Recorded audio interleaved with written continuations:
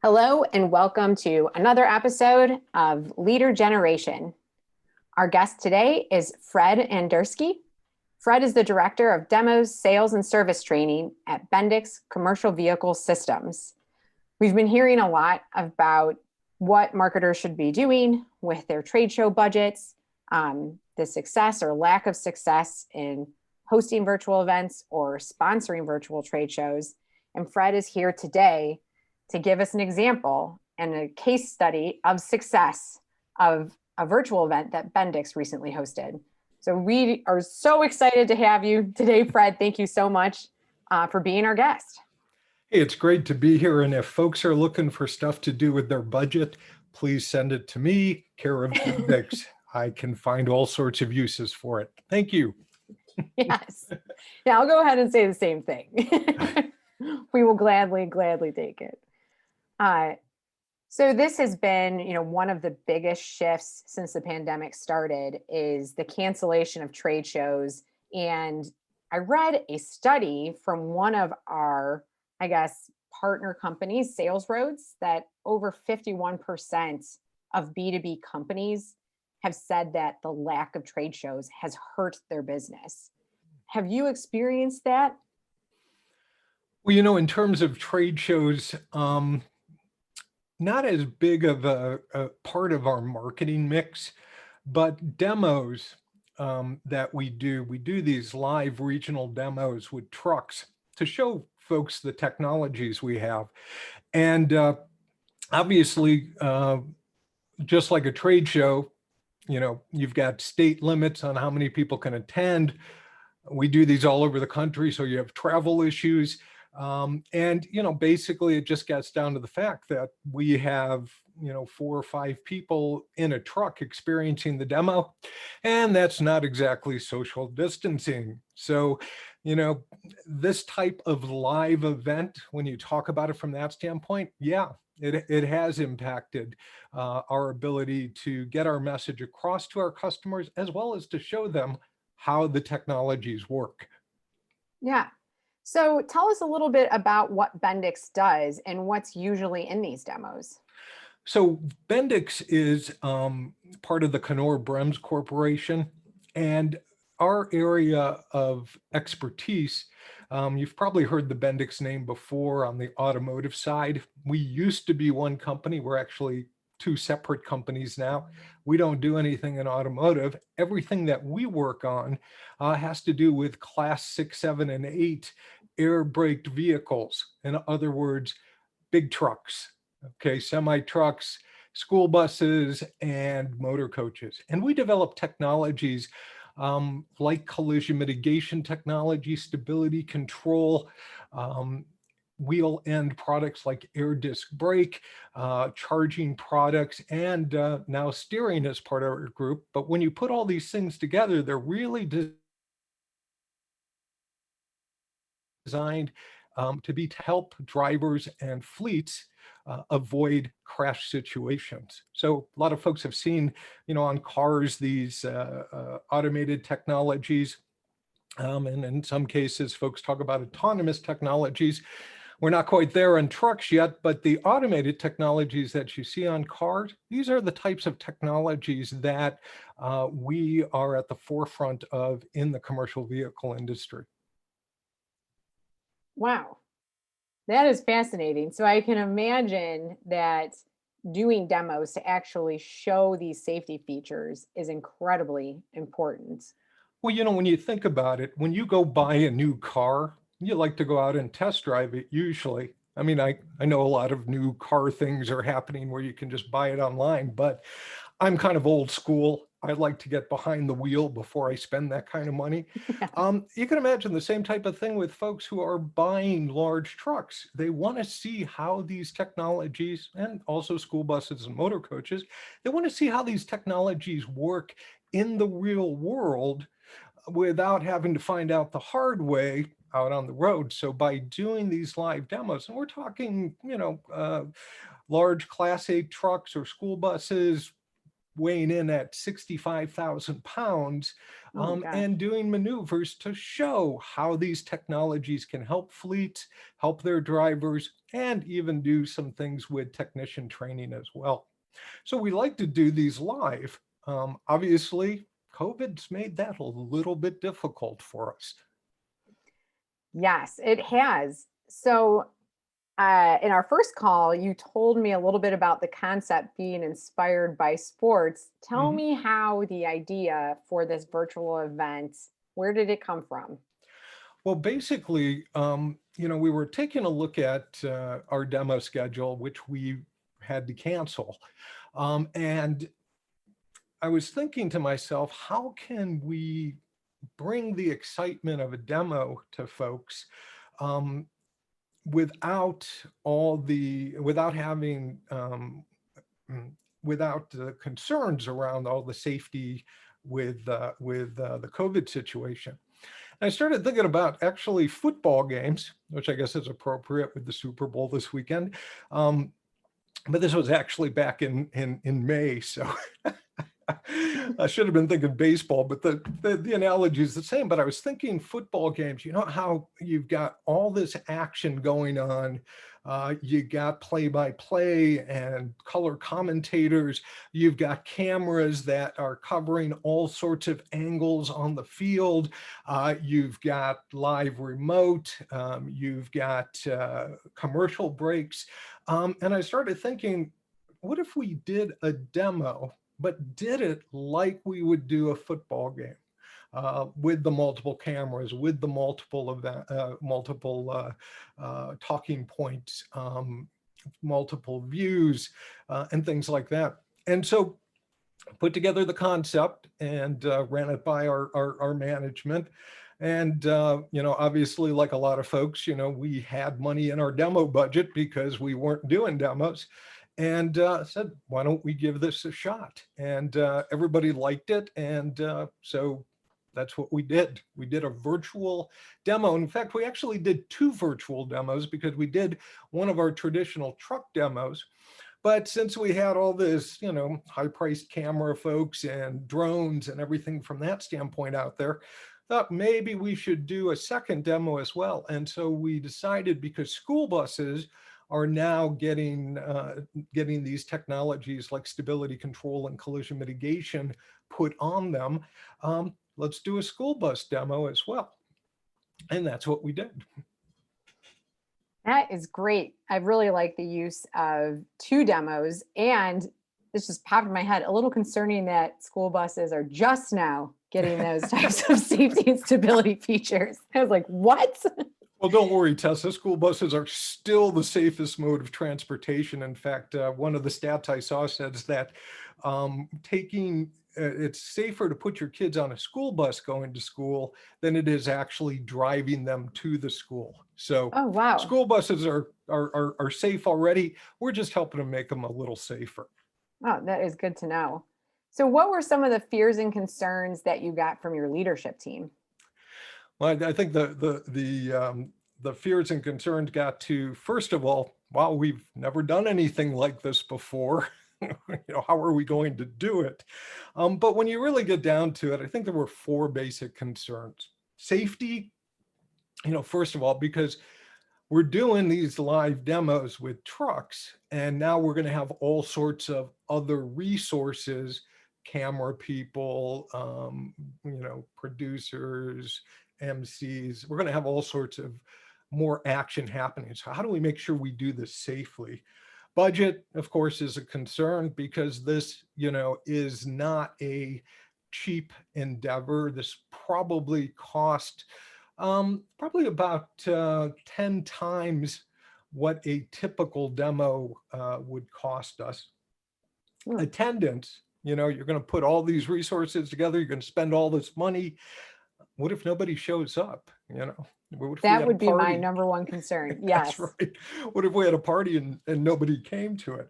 Yeah. And then quality, okay? Because, I'm sure everybody has gone to some type of webinar that just didn't work that well. You know, the old handy cam or the GoPro just wasn't quite delivering it. And so there was a concern of, can we do this in a quality professional manner? So safety, budget, attendance, and quality were really the big concerns that came down.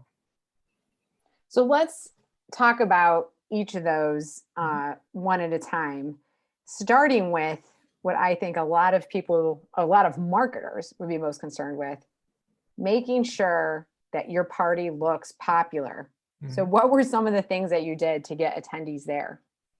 So in terms of driving attendance, I think this was really one of the big successes that we had.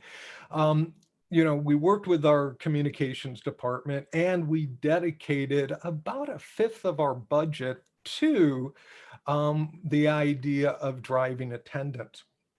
And our communication department did a couple of things that really worked out well. First of all, we made invites, custom invite for our salespeople. So we could use our salespeople to go out, as we do with regular demos, and invite folks to this demo. We also then did a lot of promotional type of work, you know, the obvious press releases, but we also worked with some of the major publications and did banner ads on different websites and things along those lines. We also have a good presence in terms of our social media. We have a Twitter feed and we have a Facebook page and also a LinkedIn. We use those tools quite a bit too to help make folks aware of the demo. And then one of the things that really helped out, especially for the school bus demo, is one of the publications that we were working with, STN, was actually having their virtual demo going on, or not virtual demo, sorry.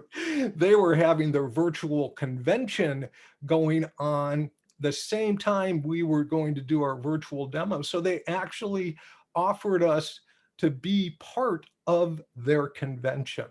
And I think those things combined really did a great job of driving attendance or driving registrations. And then I think all that paid off on the day of the demos, because we ended up blowing our estimates away. You know, we were going to be, quite frankly, happy if we got 800 to 1,000 for both. And we actually ended up having just about 3,000 folks attend for both those demos. That is really impressive. And I will say, when I watched the demo for the first time, I was really blown away by the quality. And it looked like you did a great job of keeping everyone involved safe. So tell me a little bit about how you address those two challenges. So, you know, quality, I got to give a lot of credit to our video production house, Cinecraft, who we've used for years, a lot of our videos and production from that standpoint. But their chairman, Neil, actually took this as his own project, kind of, and between he and I, we were able to develop a really strong plan. And he brought in a good outside resource that handled you know, a lot of the things that we weren't going to be capable of.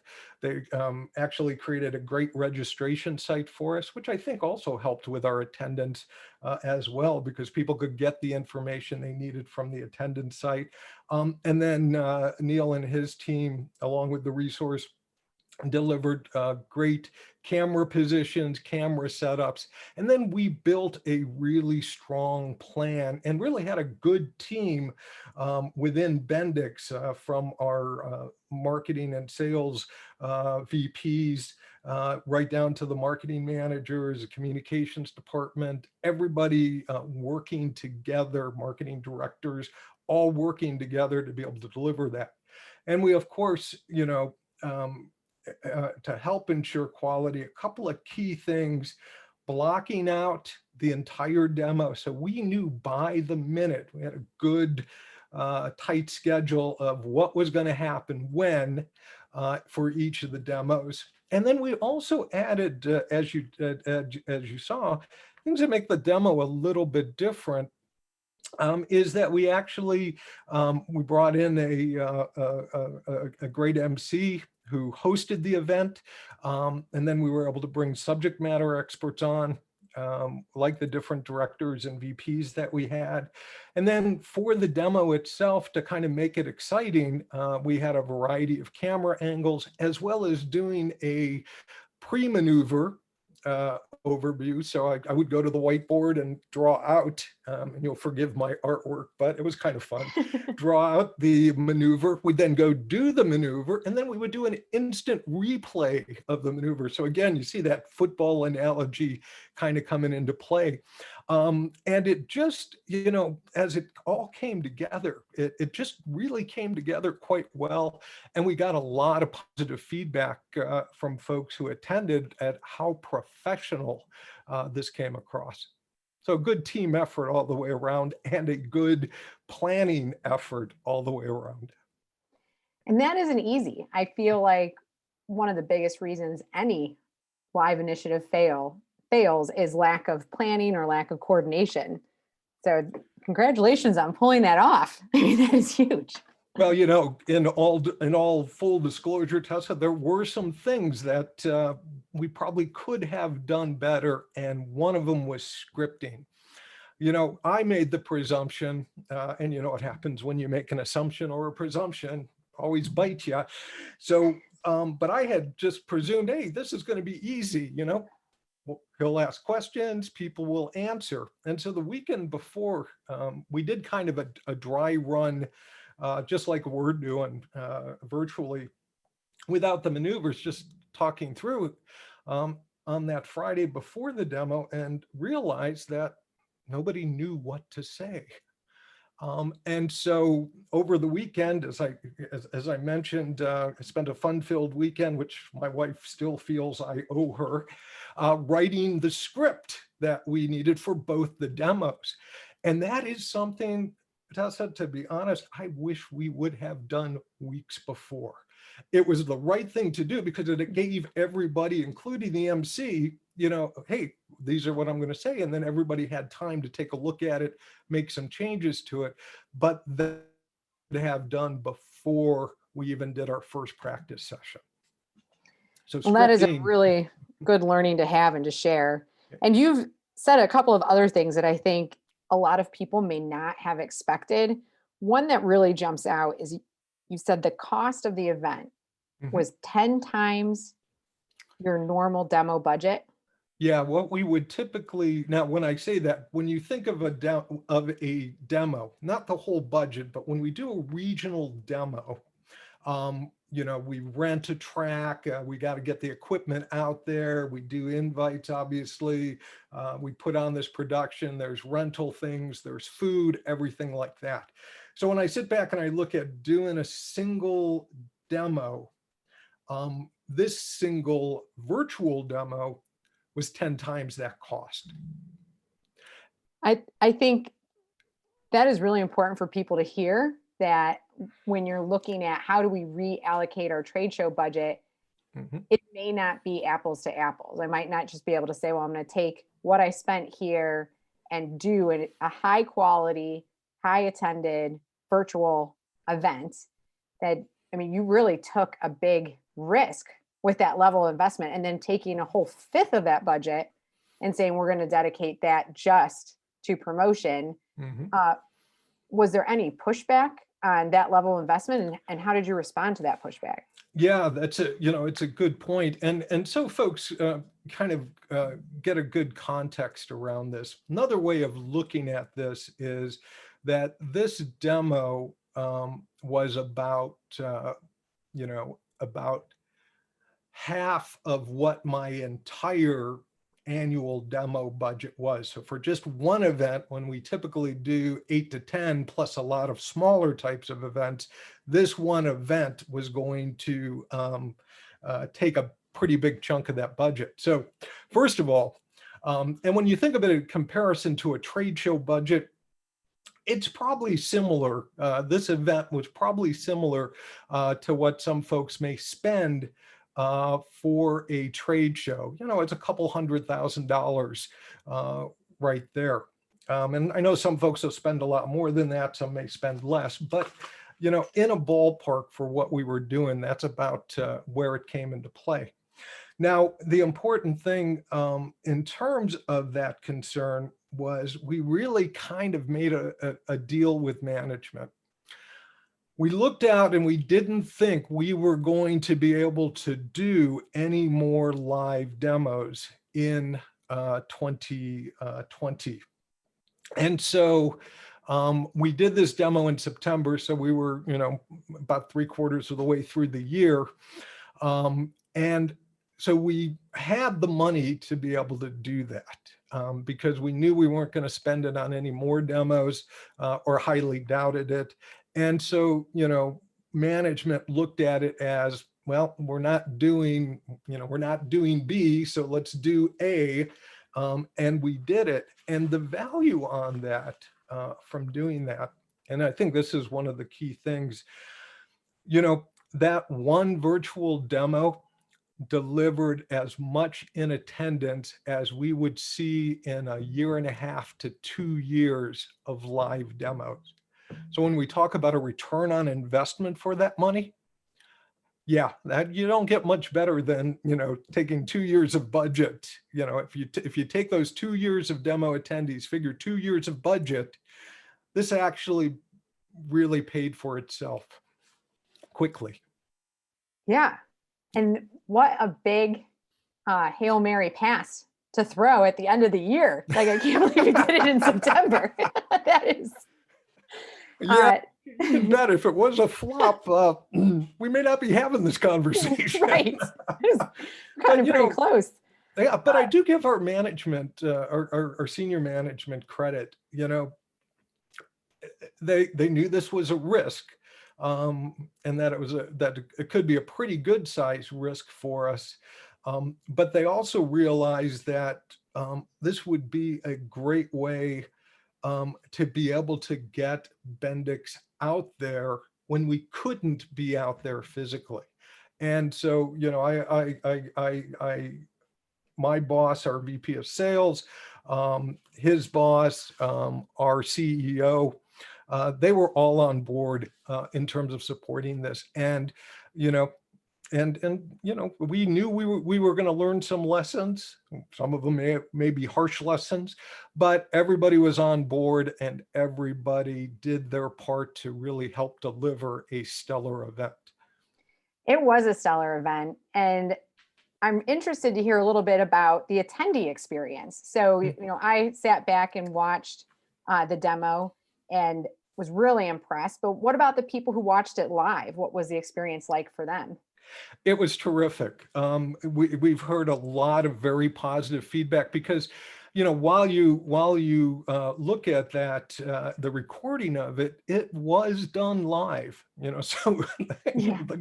the good, the great, the bad, and the really ugly were all part of it. So, you know, if you know, we sometimes, you know, we run pretty risky maneuvers, as you can see. And, you know, there was always that potential, you know, like an auto race, there was always that potential for, you know, something maybe not working as well as it should have, then, you know, having a little fender bender or something. So, you know, we took some risk from that standpoint, but I think that really helped folks really embrace the technology because they knew it was live. And some of the things we did with the experience was that we added in chat rooms. And so folks could ask questions live. And we would spend time, you know, during, as we were setting up for different maneuvers, you know, going over those questions with folks. And I think that helped bring the audience into, engage the audience even more. So they had a stake in it as well. And so if something, you know, if something looked a little odd, somebody could ask the question, and either one of our subject matter experts or, you know, they would send it out to me.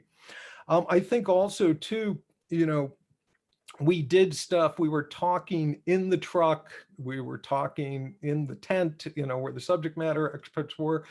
We kept a good flow going. And so because the demo, the truck demo was actually an hour and a half, which was one of the areas, when you talk about concerns in productions, that's a pretty long time to keep the audience engaged. The school bus one was only an hour, but because of the flow, because of the action, because of the stuff we were doing, I think it kept everybody engaged in the process. I would have never have guessed that an event that was an hour and a half would have that much interaction. That is, again, very impressive. This has been a really interesting conversation. We're going to take a quick break for our sponsors, and we'll be right back for more with Fred. All right, well, we're back, and we're talking with Fred Andersky from Bendix. My mother-in-law doesn't even call me Fran. Fran, yes, but not Fran. I don't know why I thought Fran. It's my neighbor. But Fred, one of the things that I find just most interesting is how long the event was and how you were able to kind of keep the conversation going with the attendees throughout that event. What was the follow-up like? Did people come back to you with more questions, or what are your plans for the content that you produced during that hour and a half? Well, Tessa, this is one of the real beauties of the event, is that, it's kind of the gift that keeps on giving, if you will. We've got all sorts of things planned in terms of additional use of the content, and we've actually made some use of that content. One of our OEMs does a virtual podcast similar to this. And we actually used some of the maneuvers that we did on that podcast with them. And, we were able to talk through different things, obviously showing their trucks, which is one of the things, too, I should touch on. We have multiple original equipment manufacturers, OEMs we work with. We made sure we had everybody's truck shown in some type of maneuver. So not everybody's truck was through the whole thing, but everybody did get shown. And so then we've also been able to take that video, and we've also been able to split it up. So our sales reps have tools that they can use when they're out doing sales, either showing the maneuver or showing the entire breadth of the maneuver, from the preview to the maneuver itself to the post replay of it. So we've created some video content. Now, we talked about the questions, and quite frankly, we got so many questions in, we were not able to answer them. So we've got plans to do follow-up webinars, if you will, using, again, the footage from the maneuvers along with our subject matter experts in kind of a live meeting type of thing, where folks can, we can address the questions that they sent in, and folks can ask new questions. And then we've got plans for using the content other ways. So like I said, the gift that keeps on giving, that was the virtual demo for us. I really love that the questions kind of fueled a lot of the future uses, because you're getting direct insight around what your customers are actually curious about. And it's live, and then it's follow-ups, and it gives the sales teams reasons to contact them. They must love that.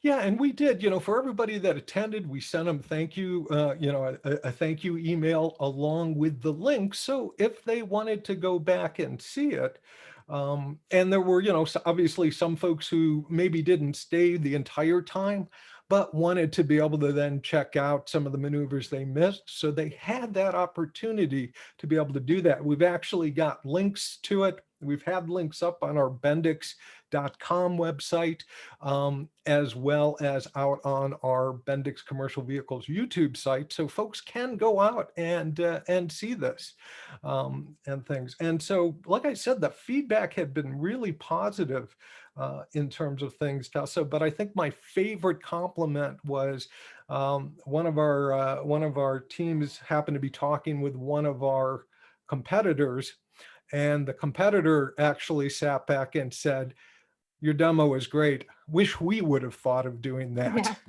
So, when your competition gives you compliments, it must have been a good thing. Yes. What awesome validation. So, for everyone who wants to go check this demo out for themselves, it's at bendix.com, or you can go on YouTube and search for Bendix. If they just search Bendix, or should it be like Bendix commercial liners? Bendix commercial vehicles will Bendix. get you to the site. The best place, though, I think to find it is at Bendix, www.bendix.com, because there's a box you can click right on either the truck or the school bus demo, and get right to that. YouTube can sometimes be a little tricky to get through, but if you're a YouTuber, go for it. Yes, I am not a YouTuber. I'm barely an anythinger. So I will just go to bendix.com myself as well. And if people have questions for you, how can they reach you? Where can they find you? Sure. If anybody's got any questions on anything, feel free to email me directly at frederick.andersky@bendix.com. Nobody calls me Frederick, so it's one of those company things, but it's FREDERSKY@bendix.com.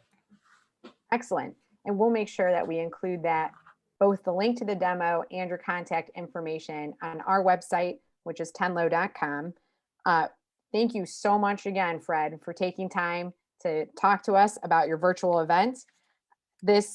I think there was a lot of good tools in here for other marketers to use, from budgeting to the type of promotion and how to creatively engage the audience. We're very excited to see what you guys do next. Thanks, Tessa. It was great to be here.